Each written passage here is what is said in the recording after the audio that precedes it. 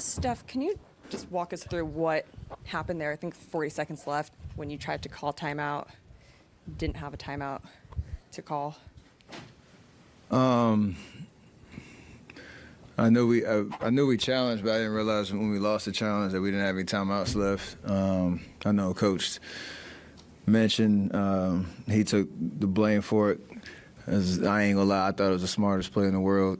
When I got the ball, turned around, saw a trap, realized there was no real outlets. Instead of turning it over, it's kind of the heady play, but it turned out not to be. I looked over at the bench and everybody was shaking their head. So it was an unfortunate situation in that respect, but good learning lesson. Thankfully, we came away with the win, but good learning lesson on how important all those details are. We know it, but knowing timeouts, knowing the situation, it was just an unfortunate sequence right there. What did you think about the two, decisions that involved Draymond today? Him coming off the bench and then in the second half starting him on Fox. I mean, we talk about it a lot around here, around doing whatever it takes to win and everybody being able to be flexible on what their role is or what they're asked to do from the top all the way to the bottom. You know, it's well documented. Most of us have been in situations where that's become a decision. Last year in the playoffs with me, Wiggins coming back at the beginning of this year's playoffs, Draymond, from game 2 to game 4. So it's just being ready to play no matter what the situation calls for, the versatility of our team, and the fact that we know each other so well that he doesn't start in the first half, starts the second half, matchup change, and we kind of pick up right where we left off. So it's just a credit to him, obviously accepting the role. It's a credit to just our 1 through 15 being able to, keep the identity of how we play no matter who's starting or who's, out there. Over here, Steph, the last possession when you guys were on offense is about a 4-second differential. You took the shot, I think, with about 12 left. Can you take us through that possession, please? It's always a balance of, playing the clock and trying to find the best shot, because obviously if I make the floater, we're up 3 with 10 seconds left, and you like that kind of position to have one more stop. Obviously, I missed. It was a little fight for the rebound. They called timeout with 10 seconds left, so I live with that decision knowing D. Fox kind of went for a phantom steal. I had the whole lane kind of wide open, made a decision. I live with it. Wish I would have made it, obviously, but we were able to get one last stop. So that's the nature of the playoffs, where I analyzed that possession, figure out what I could do different. Had they made the shot, it'd be a different context, but you play to the buzzer. Steph, can you describe the level of desperation you still need to have in a Game 5, a swing game, knowing that the winner has a chance to win the series on Friday? I think we understand how we, bounce back in these last 2 games, the things that we've done differently and the physicality we've played with. Bottle that up, take it to Sacramento. The biggest thing that we've noticed is just, the possession game is everything in this series because of the pace and because of the way that they play. If you give them, turnovers, they had 18 points off turnovers tonight. Last game was a little bit better, night and day different than game 1 and 2. So we have to maintain our composure on that front. Turnovers and offensive rebounds in game 5. Like you said, it's a great opportunity. We know we have to win one in that building to get out of this series. Might as well be game 5. Steph, can you kind of take us through that final stop, getting Fox to give up the ball and the communication that you and Dre had to have together in that moment? I think it's just about being one step ahead. They knew, based on where I was, they were going to try to bring me into the pick and roll. And all you want to do is just try to keep a body in front of Fox. You know that down 1, they're in the bonus. You can't foul, and they're probably going to get a shot off. It's just you want to make it as tough as possible. So he came off, was able to kind of make him change directions. He bobbed the ball a little bit, and then I felt Draymond on my right side. and he was right there in the right position. And then right there is just a read of knowing he picked the ball up, Draymond's got him squared up. I'm not doing anything at that point, so go, chase HB off the line. He had a clean look, but it was a late contest that I tried to get up there and bother it as much as possible, make or miss lead. And you just want to just think as much as possible through that 10 seconds before the shot gets up, because we just needed one stop. Steph, Draymond said that after the game 3, he came and talked to you and, thanked you for having his back. And as you noted, he just, by coming off the bench, it's kind of a part of a long Warriors history during this run of people going back to Iguodala, being able to sacrifice their ego. Does even though you obviously don't want him to be suspended, but did that whole thing kind of snap your culture? Like, has it been a force of, like, reminding you guys who you are? Or maybe you don't need a reminder. The reminder was being down 0-2, but definitely up the ante with, without him in Game 3, understanding how important that game was, because we talked about it. You lose that game, the series is pretty much over. No teams come back from 0-3, so gave ourselves an opportunity to win a big game tonight, and he was a monster on defense. Just kind of plugging holes and being a disruptor that he is. And to your point, that's exactly how we need to play.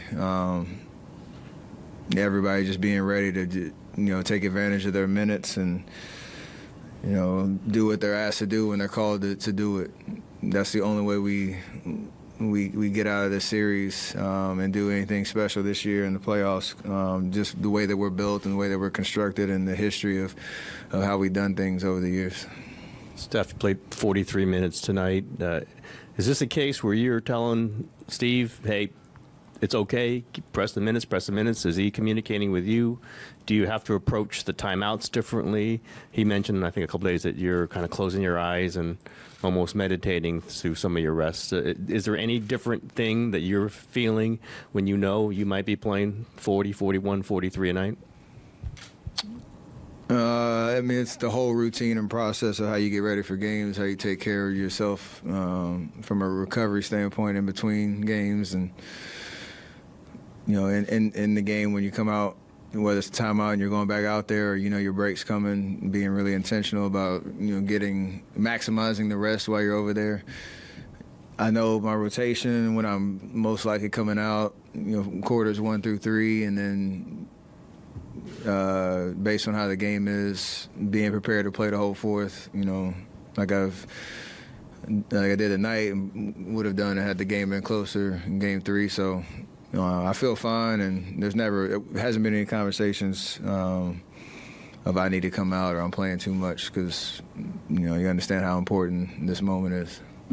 Hey Steph, they over here. They in the fourth quarter they erased your 10-point lead and ended up taking the lead.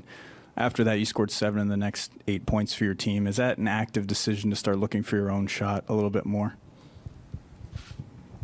It might not look like it, but I'm always looking for my shot.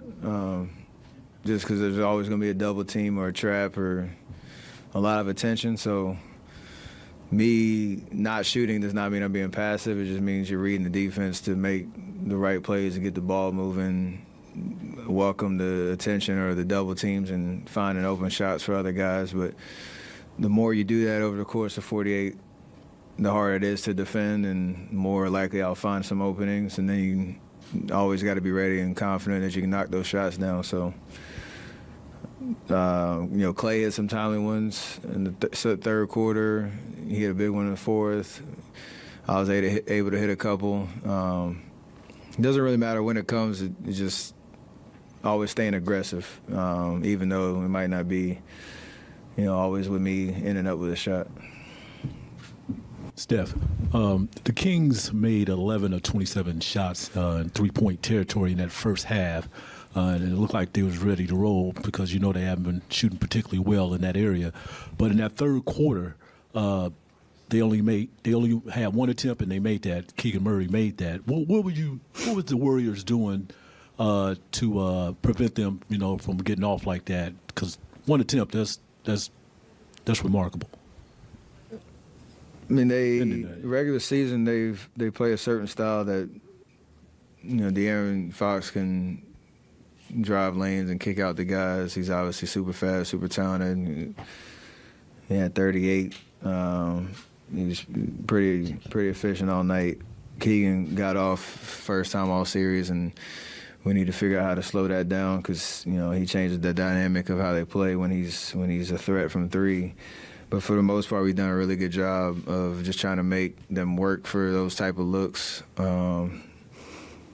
Sticking to our game plan. So I think obviously the way that they shot the ball, kept them in it, kept the momentum, or they gained momentum at certain points of the game because they got hot from threes.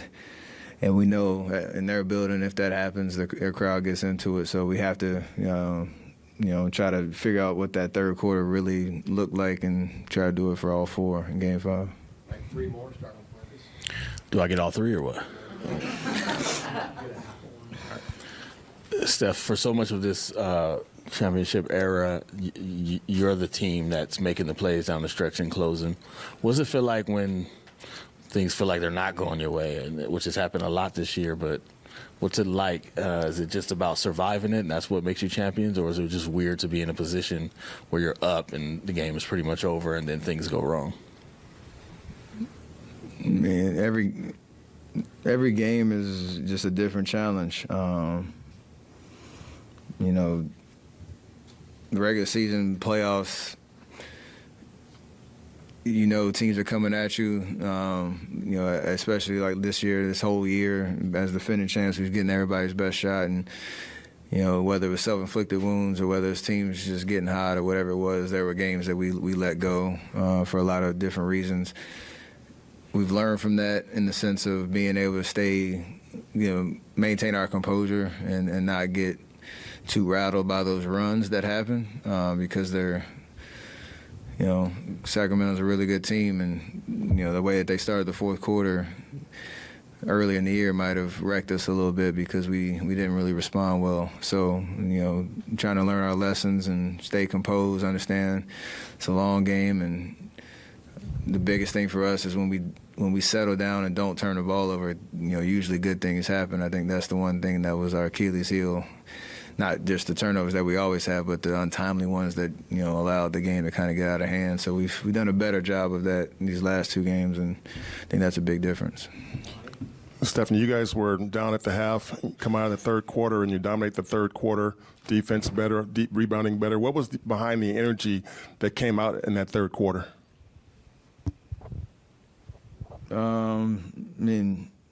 Just a focus of executing on both ends, and understand like the pace of this series is crazy. But when you get stops, you can run, and when you keep them off the free throw line, they can't set their defense, and we can kind of play to our strengths a little bit better. And a lot of that was Clay. Clay played amazing that third quarter, hitting some big shots for us. So, and the way that we finished the quarter was huge, which has been another part of our struggles in terms of a 6-point lead turning into 2, or a 2-point lead turning into a 4-point lead for them, or certain things like that. We went from to close it out the way we did that last possession. Allowed us to have a little bit of breathing room, even though they made that run to start the fourth. So all those details matter.